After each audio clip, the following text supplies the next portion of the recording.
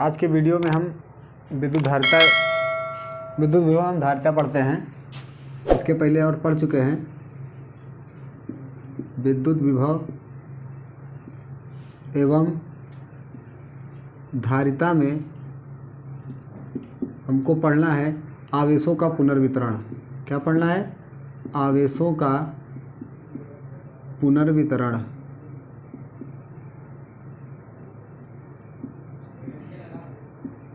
देख लेते हैं आवेशों का पुनर्वितरण क्या होता है। ये बहुत इम्पॉर्टेंट है। आवेशों का पुनर्वितरण क्या होता है, बहुत इम्पॉर्टेंट भी है। इसको हम देख लेते हैं। आवेशों का पुनर्वितरण क्या होता है भैया। माना सपोज दैट कोई ये पिंड है, ये दूसरा पिंड है, पिंड ए और ये बी है। सपोज दैट इस पर आवेश Q1, इस पर आवेश Q1 हो गया, इस पर Q2, इस पर सपोज दैट संधारित C1, इस पर C2, संधारित C1 है, C2 है, और इस पर विभव V1 और इस पर विभव V2। अभी हम इसको जो है ऐड नहीं किए हैं। सपोज दैट हम इसको ऐड कर देते हैं तो इसमें से कुछ आवेश इसमें जाएगा या इसमें से कुछ आवेश इसमें जाएगा, है ना। कुछ विभव मान लेते हैं, कुछ विभव इधर से इधर प्रवाहित होता है, कुछ आवेश इधर से इधर जाता है, या कुछ आवेश इधर से इधर। सपोज दैट इसका विभव क्या हो जाता है, V हो जाता है। भाई उच्च से निम्न की ओर जाएगा तो हम सपोज दैट मान लेते हैं कि भैया V हो गया, है ना। इसका आवेश क्या हो गया, विभव क्या हो गया, V। तो हम इसका विभव निकाल लेते हैं। तो विभव बराबर होता है, विभव बराबर हो जाएगा कुल आवेश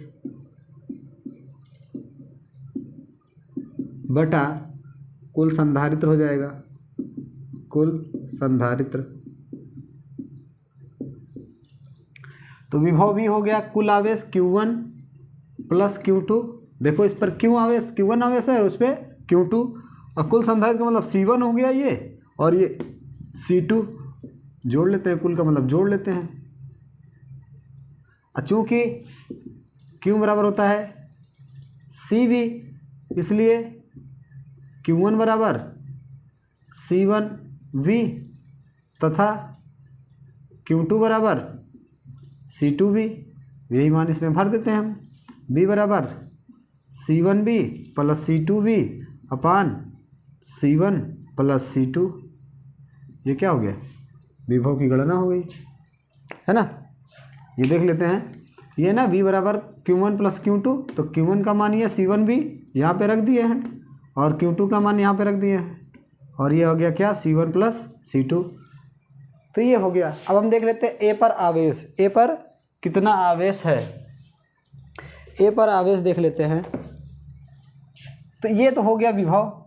हम निकाल लेते हैं A पर आवेश, इस वाले गोले पर आवेश।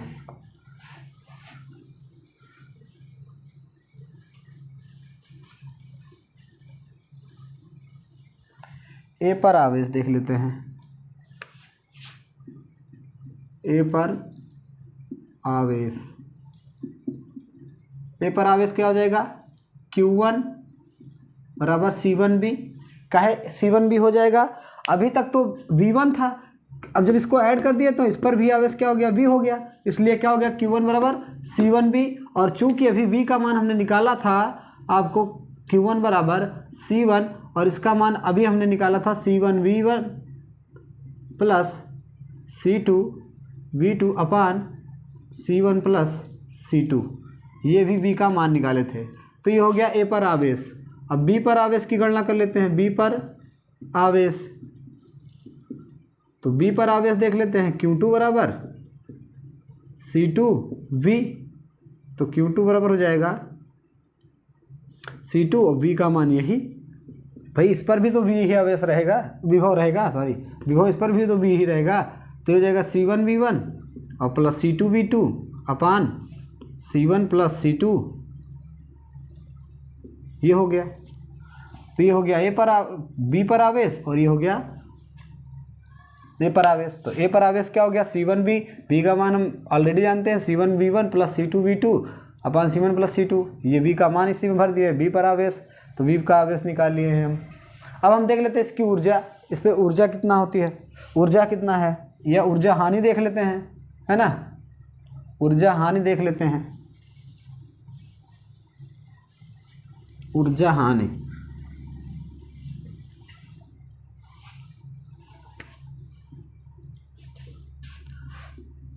ऊर्जा हानि, ऊर्जा हानि देख लेते हैं। तो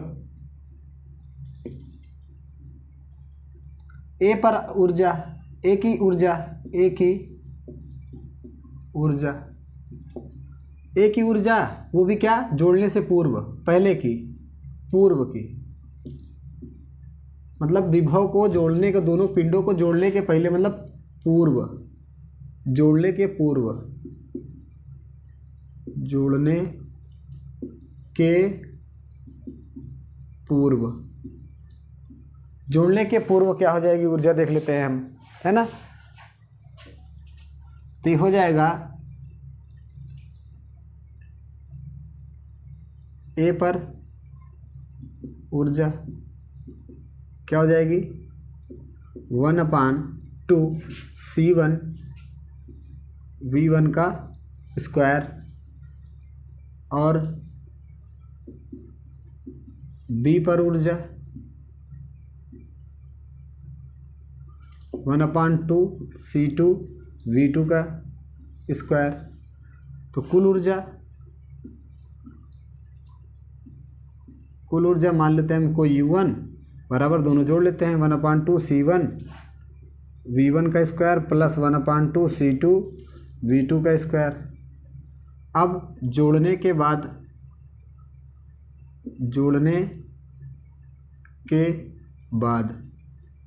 भाई जोड़ने के बाद का मतलब ये एक पिंड हो गया, दूसरा पिंड ये। हम देख लेते हैं पहले जोड़ने के पहले इन दोनों पर कितना ऊर्जा थी, अब फिर देख लेते हैं जोड़ने के बाद कितनी ऊर्जा होती है। तो जोड़ने के बाद देख लेते हैं ए पर ऊर्जा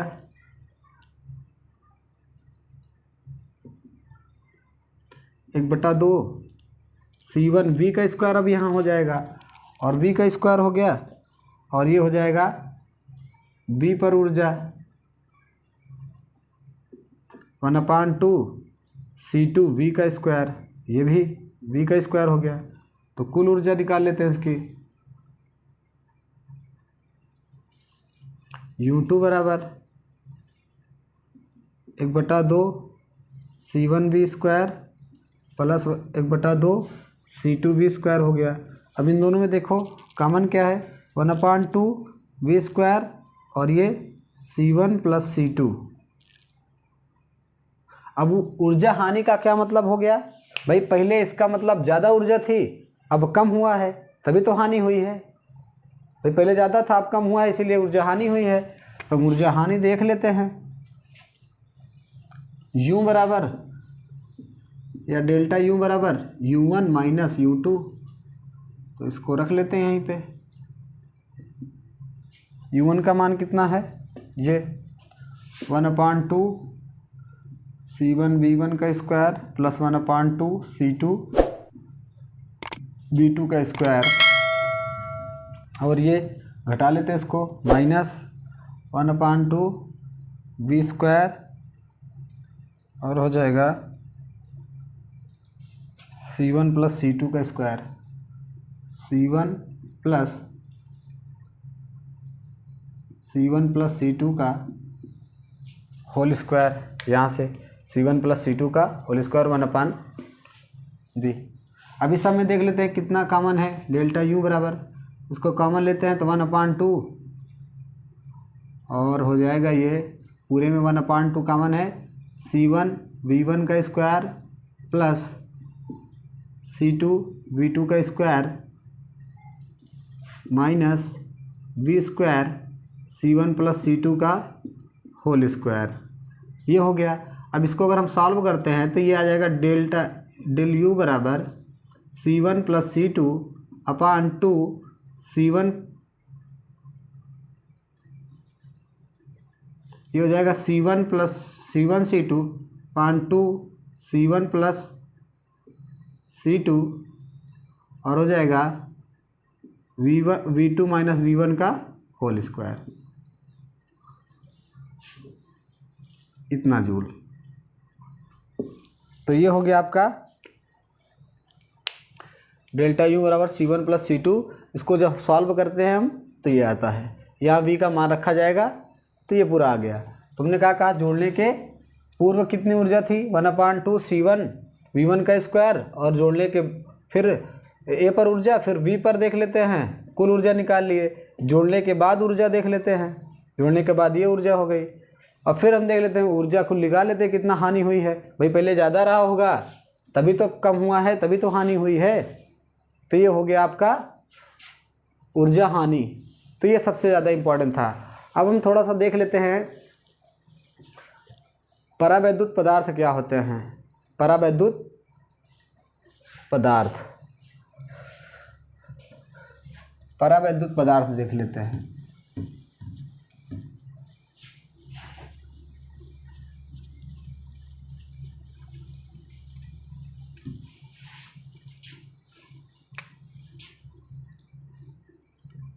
परावैद्युत पदार्थ,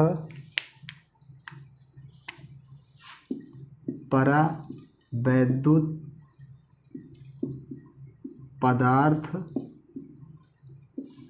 किसे कहते हैं? ऐसे परावैद्युत पदार्थ किसे कहते हैं, पहले परिभाषा देख लेते हैं हम। परावैद्युत पदार्थ क्या होते हैं? परावैद्युत पदार्थ वे पदार्थ होते हैं जो विद्युत के सभी गुण व्यक्त करते हैं लेकिन अपने में से होकर विद्युत धारा को प्रवाहित नहीं होने देते। क्या कहलाता है? परावैद्युत पदार्थ कहलाता है। जैसे हम लोग कार्क वगैरह देखते हैं ना, ये सब क्या है? परावैद्युत पदार्थ है।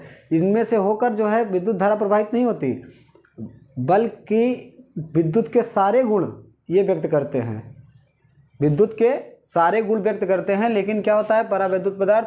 परावैद्युत पदार्थ की परिभाषा क्या हो जाएगी? वे पदार्थ जो विद्युत के सभी गुण व्यक्त करते हैं, विद्युत के सभी गुण व्यक्त करते हैं लेकिन स्वयं से होकर विद्युत धारा प्रवाहित नहीं होने देते। क्या कहलाता है? परावैद्युत पदार्थ। इसमें ध्रुवण, ध्रुवित, ये दो तरीके के होते हैं, एक ध्रुवित और एक अध्रुवित होता है। अध्रुवित, ध्रुवित का क्या मतलब होता है? इसमें दो अलग अलग सेपरेट पोल होंगे, जैसे एक धन एक ऋण होगा, जैसे जल, नमक, ये सब क्या है? एक में प्लस एक माइनस होता है। अध्रुवित का मतलब इसमें कुछ स्पष्ट नहीं रहेगा, धन सिरा और ऋण सिरा स्पष्ट नहीं रहता। क्या कहलाता है? अध्रुवित परावैद्युत पदार्थ। जैसे मोम, मोम हो गया। और तो ये होता है क्या? परावैद्युत पदार्थ, मतलब वे पदार्थ जो विद्युत के सभी गुण, जो विद्युत के सभी गुण व्यक्त करते हैं, व्यक्त करते हैं लेकिन इनमें से स्वयं से, लेकिन स्वयं से विद्युत धारा प्रवाहित नहीं होने देते, विद्युत धारा प्रवाहित नहीं होने देते।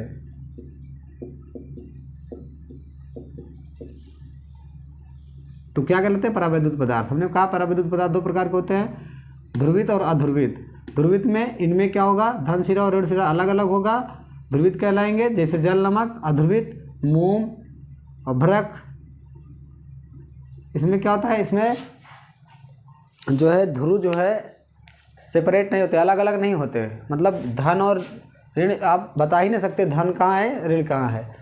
और एक होता है ध्रुवण। क्या होता है? ध्रुवण, पोलराइजेशन जिसको कहते हैं, ध्रुवण। ध्रुवण किसे कहते हैं? देख लेते हैं हम। ये सपोज दैट दो क्या हैं? प्लेटें हैं। इस पर हम क्या किया? इस पर सपोज दैट ये ए है, ये बी है, इस पर हमने प्लस चार्ज खूब सारा दे दिया है, बहुत प्रबल बना दिया है, और इसको ऋण चार्ज। और यहाँ पे हमने क्या कर दिया? प्लस और माइनस वाला रख दिया, प्लस माइनस। तो क्या करेगा ये वाला, ये जो प्लेट है ये ऋण सिरे को अपनी ओर आकर्षित करेगा और ये अपनी ओर धन सिरे को आकर्षित करेगा। तो इससे क्या करते हैं? ये दोनों आपस में जो है ध्रुवों को अलग कर देते हैं, धन को और ऋण को अलग अलग कर देते हैं। ये धन और ऋण को अलग अलग कर देना ही क्या कहलाता है? ध्रुवण, है ना। ध्रुव मतलब कहने का कुल मिला के ये अर्थ है कि धन को अलग और ऋण को अलग कर देते हैं, वही क्या कहलाता है, ध्रुवण। कुल मिला के यही कहना है कि दो ध्रुवण होता है, ध्रुवण की घटना जो होती है वो क्या होती है, वो ध्रुवों को अलग कर देती है। ध्रुवों का मतलब धन चिन्ह और ऋण चिन्ह को अलग, मतलब धनावेश अलग हो जाएगा और ऋणावेश अलग हो जाएगा। तो ये परावैद्युत पदार्थ है जो विद्युत के सभी गुणों को व्यक्त करते हैं, क्या कहलाते हैं, लेकिन स्वयं से विद्युत धारा प्रवाहित नहीं होने देते, परावैद्युत पदार्थ कहलाते हैं। ये दो प्रकार के होते हैं, ध्रुवित और अध्रुवित। ध्रुवित में क्या, धन, दोनों धन और ऋण चिन्ह क्या होते हैं, सब अलग अलग होते हैं, सेपरेट पोल होते हैं, और इसमें सेपरेट पोल नहीं होते, इसीलिए ये विद्युत रोधी का कार्य करते हैं। और नमक और जल, ये क्या होता है, शुद्ध जो जल होता है, शुद्ध जल, जो शुद्ध जल होता है, शुद्ध जल से विद्युत धारा प्रवाहित नहीं होती। तो ये हो गया ध्रुवण आपका। और ये आज जो है आपका ये चैप्टर ख़त्म होता है, समाप्त होता है। अब अगले वीडियो में हम अगला चैप्टर पढ़ेंगे।